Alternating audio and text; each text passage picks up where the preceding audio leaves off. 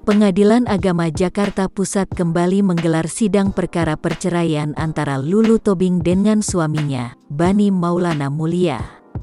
Lulu Tobing hanya diwakilkan kuasa hukum, sementara Bani hadir bersama pengacaranya.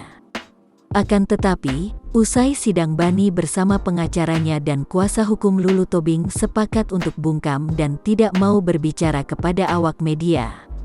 Humas Pengadilan Agama Jakarta Pusat, Hairudin, menyampaikan putusan mediasi atau perdamaian Lulu dan Bani hanya disepakati sebagian, tapi proses cerai tetap berjalan.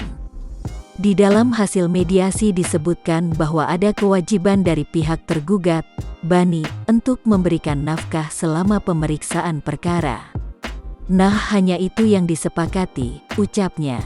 Nominalnya sekitar 50 juta rupiah selama proses pemeriksaan perkara. Itu hasil kesepakatan mereka di mediasi. Berarti menjadi hukum bagi mereka berdua, jelasnya.